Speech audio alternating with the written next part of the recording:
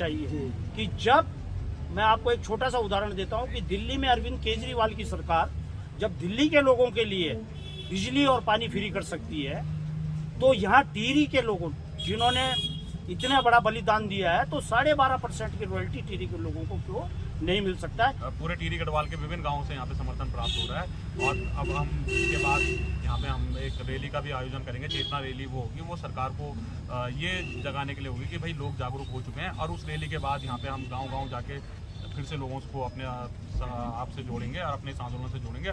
और इसके बाद जो मतलब आगे हम जो है, हमारी महापंचायत की यहाँ पे रणनीति है और महापंचायत की हम लोग तैयारी कर रहे हैं और पूरा टिहरी गढ़वाल को हम यहाँ पे एकजुट करके महापंचायत हम यहाँ पे इस मुद्दे में और सरकार के खिलाफ करेंगे।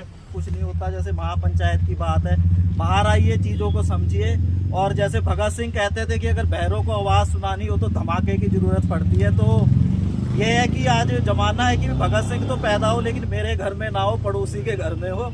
तो ये चीज़ों से हमको बाहर आना है और इस चीज़ में जुड़ना है, ताकि कल को टिहरी का भविष्य सुधर सके। कि जब पंजाब और दिल्ली जैसी जगह बिजली फ्री हो सकती है, तो हमारी तो छाती पे डैम बना है, तो हमें तो हक है, हमें तो ये मिलनी चाहिए। तो फिर से मैं वही कहना चाहूँगा, अक्सर कहता हूँ कि ना हो बर्बाद ये गुलशन सो हिदायत के लिए, कि ना हो बर्बाद ये गुलशन सो हिदायत के लिए, हमने उल्लू बिठा दिए हैं हिफाजत के लिए। जय हिंद, जय भारत, जय उत्तराखंड। कि कैसे कह दूं कि सब अच्छा है पंडाल सजे हैं, कि कैसे कह दूं कि सब अच्छा है पंडाल सजे हैं, ए रहनुमा तेरे शहर में धरने बहुत हैं। और एक बार फिर से मैं आया हूं, जैसे आप देख रहे हैं कि ये आज 23वां दिन धरने का है और टिहरी की कुछ महत्वपूर्ण मांगों के लिए, मैं मांग नहीं कहूँगा, हक, जैसे कि पिछली बार भी कवरिंग की थी और डिटेल में हमने आपको बताया था कि ये मांग नहीं है, मांग होती है कि कहीं भी उठ के बैठ के, हक होता है एक कि जो मिलना ही चाहिए।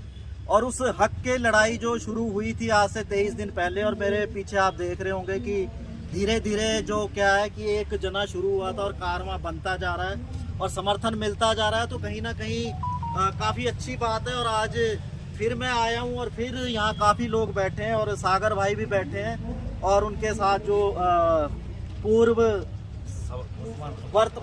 वर्तमान सभासद मानविंदर सिंह रावत जी भी बैठे हैं। और काफ़ी अच्छा लगता है कि कोई लड़ाई शुरू हुई और उसको समर्थन मिलता रहे। तो मैं ज़्यादा बातें ना करके उन्हीं के सम्मुख आऊँगा कि आज वो यहाँ पहुँचे हैं, तो क्या ऐसा उनको दिखा कि उन्होंने इस लड़ाई का हिस्सा बने, तो मैं उन्हीं से जानना चाहूँगा। स्वागत है आपका सर। धन्यवाद। सबसे पहले तो मैं आपका चैनल का धन्यवाद करना चाहूँगा कि आपने आपके चैनल के माध्यम से जो ये सागर भाई इस आंदोलन को लीड कर रहे हैं, जन जन तक पहुँचे। और सागर भाई की जो मांग है कि जो टिहरी का जो क्षेत्र है, 12.5% की जो रॉयल्टी है वो यहीं के लोगों को, जो यहाँ से प्रभावित हुए हैं, विस्थापित हुए हैं, उन लोगों को मिले। और इन 2022 में मेरी इनसे मुलाकात हुई थी और 2022 से इसमें लगे हुए थे कि मुझे इस लड़ाई को लड़ना है टिहरी के लिए। आज तक सबने इस चीज़ के लिए, तो इन्होंने रोला कोट से सबसे पहले वो विस्थापित जो वहाँ के लोग उनका आंदोलन शुरू किया था और उसके बाद निरंतर लगे रहे इन्होंने। जगह जगह मैं भी इनके साथ काफ़ी गाँवों में घूमा और बोला इसमें महापंचायत करानी है, लेकिन हम लोग एकजुट नहीं हो पाए। बहुत हमने प्रयास किया इसमें, लेकिन नहीं हो पाए। अभी कुछ दिन पहले टिहरी शहर में जब लोगों के पानी के कनेक्शन काटे जा रहे थे, तो उसको लेके सागर भाई राम बैठे और हमारे पास भी काफ़ी लोग आए। जिस क्षेत्र में मैं वार्ड मेंबर हूँ वहाँ के लोग भी आए, इधर और जगह से भी आए कि भाई हमारे घरों के जो कनेक्शन है उनको काटा जा रहा है। तो इसको लेकर फिर हम बैठे, हमने चिंतन किया कि हमने बोला देखो हमें शुरुआत तो करनी है सागर भाई, आपने अगर किसी चीज़ की शुरुआत करनी है तो आप शुरुआत करनी है, चाहे शुरुआत यहीं से हो।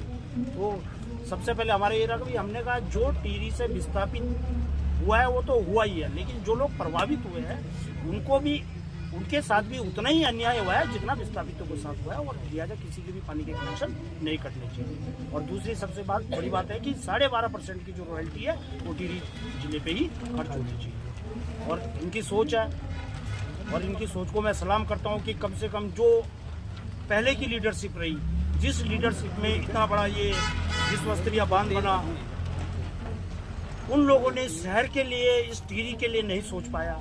ये उन लोगों को सोचना था कि जो आने वाली पीढ़ी है वो हमें कैसे याद करेगी। और आज जो इनका आंदोलन है, हम भी ये सोचते हैं कि भाई आज आज हम इसकी शुरुआत कर रहे हैं। आज ये चीज़ आने वाली जो पीढ़ी रहेगी, आने वाली पीढ़ी को ये लगना चाहिए यार कि जिन हमारे बाप दादा बुजुर्गों ने अगर जिस वक्त बांध के लिए इतना बड़ा बलिदान दिया है तो उसके एवज में हम लोगों को क्या मिला। तो हम ये चाहते हैं कि जो आने वाली जो भविष्य की पीढ़ी हो वो हम लोगों को क्या हमने बोले कि इन लोगों ने हमारे लिए क्या किया, और ये लड़ाई हमारी लास्ट तक जारी रहेगी, चाहे अंतिम छोर तक। सागर भाई ने कहा है कि इस लड़ाई को हम तब तक नहीं छोड़ेंगे जब तक इसका टीरी का हक टीरी को मिले। जी। तो वही बात वजह पहले भी है कि हक की लड़ाई, जैसे सर ने बताया कि केजरीवाल सरकार दिल्ली में थी, बिजली फ्री थी, अभी आप सरकार पंजाब में, तो पंजाब में भी 200 यूनिट फ्री है, ठीक है। तो चाहे वहाँ बिजली बनती है लेकिन 200 यूनिट वहाँ भी फ्री है। लेकिन ये जो क्षेत्र है, डैम बना और जो 12% रॉयल्टी की बात हो रही है, वो नियम है, नियम मतलब कानून है, और वो होता है कि भाई मिलता ही है। अगर आप किसी पे डैम बनाते हैं किसी क्षेत्र में तो 12% रॉयल्टी उस क्षेत्र की होती है। और ये नहीं कि अगर आप बोले कि भाई जो क्या है कि उत्तराखंड का कुछ नहीं है, उसमें एक 25% उत्तराखंड का भी होता है जो अभी यूपी सरकार को मिल रहा है, ठीक है। अगर आप सर्च करें, आप पढ़े लिखे लोग हैं सब जितने भी हैं, आप आजकल गूगल का ज़माना है, इन चीज़ों को देखेंगे तो ये कोई ऐसे ही मुंह उठा के बैठने वाली बात नहीं है। वो हक है। 12% रॉयल्टी जो लोकल सरकार है वो ले रही है, जबकि वो जिले का होता है। 25% जो होता है वो यूपी सरकार ले रही है, जो कि राज्य का होता है। उसका केस भी चल रहा है, काफ़ी लंबी वार्तालाप हुआ था मेरा सागर भाई से, वो सुप्रीम कोर्ट में केस चल रहा है, ठीक है, केस चल रहा है। लेकिन क्या है कि सरकारें हैं कि अब मैं मतलब भाई लोग बैठे हैं कि तू मेरी खुजा मैं तेरी खुजा की तर्ज पर सरकारें काम करती हैं, ठीक है। कि वहाँ जो उत्तराखंड सरकार है उसके द्वारा कोई प्रभावी जो सुप्रीम कोर्ट में थी पैरवी नहीं की गई, तो केस वहाँ लटका हुआ है, ठीक है। जैसे सागर भाई ने ही बताया था कि अगर उस समय एक बार उत्तराखंड के हक में भी वो केस आ गया था, अगर वो हक में आ गया था उस दिन फैसला हो जाता तो वो उत्तराखंड को मिलना शुरू हो जाता जो हक था। लेकिन उसके बाद जैसे उन्होंने बताया कि बड़ा दिल दिखाते हुए सरकार ने और एक चांस दे दिया, और उसके बाद से क्या है जो यहाँ की वो पैरवी नहीं कर रहे तो केस ऐसे ही लटका हुआ, मतलब केस अभी सुप्रीम कोर्ट में लटका हुआ है। अगर सरकार उसकी एक बार सही ढंग से पैरवी कर ले और अपने वकीलों उसको कड़े तरीके से ले तो एक तरफा फैसला है वो तुरंत उत्तराखंड के हक में आ जाएगा, और जो 25% है उत्तराखंड को मिल जाएगा। तो शायद ये 12% रॉयल्टी जो टीरी के और टीरी को फिर दे ही देंगे।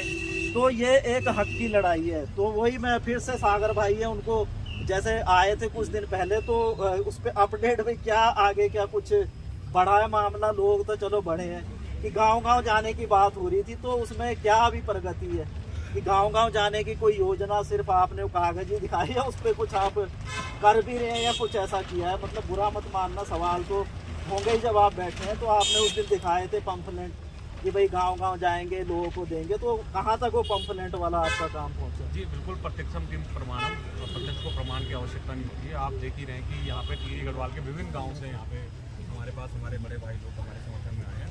तो ऐसे ही हमारा जो ये मुद्दा है ये धीरे धीरे गांव-गांव में पहुंच रहा है, और गांव-गांव में लोग जागरूक भी हो रहे हैं कि भाई सभी लोगों को लग रहा है कि ये जो लड़ाई है हमारे अधिकारों की लड़ाई है, और ये 25 साल पहले ये चीज़ें हो जानी चाहिए थी, लेकिन चलो देर आए दुरुस्त आए, और अब सब लोग यहाँ पे जाग रहे हैं, और धीरे धीरे ही हमें पूरे टिहरी गढ़वाल के विभिन्न गाँवों से यहाँ पे समर्थन प्राप्त हो रहा है। और अब हम इसके बाद यहाँ पे हम एक रैली का भी आयोजन करेंगे, चेतना रैली वो होगी, वो सरकार को ये जगाने के लिए होगी कि भाई लोग जागरूक हो चुके हैं, और उस रैली के बाद यहाँ पे हम गाँव-गाँव जाके फिर से लोगों को अपने आप से जोड़ेंगे और अपने आंदोलन से जोड़ेंगे। और इसके बाद जो मतलब आगे हम जो है हमारी महापंचायत की यहाँ पे रणनीति है, और महापंचायत की हम लोग तैयारी कर रहे हैं, और पूरा टिहरी गढ़वाल को हम यहाँ पे एकजुट करके महापंचायत हम यहाँ पे इस मुद्दे में और सरकार के खिलाफ करेंगे। और वहाँ पे महापंचायत में ही ये निर्णय लिया जाएगा जहाँ पे सभी लोग एकजुट होंगे, तो तब ये निर्णय लिया जाएगा कि आगे इसमें क्या किया जाए, और सरकार को यहाँ पे चेताया जाएगा।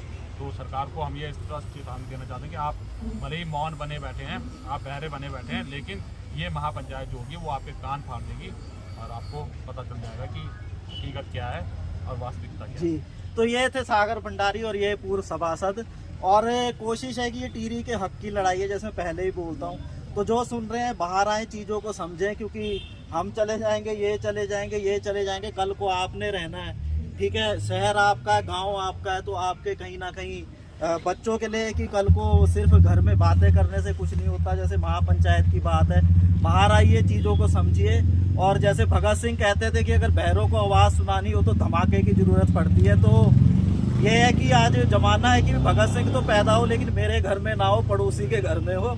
तो ये चीज़ों से हमको बाहर आना है और इस चीज़ में जुड़ना है ताकि कल को टिहरी का भविष्य सुधर सके। कि जब पंजाब और दिल्ली जैसी जगह बिजली फ्री हो सकती है तो हमारी तो छाती पे डैम बना है, तो हमें तो हक है, हमें तो ये मिलनी चाहिए।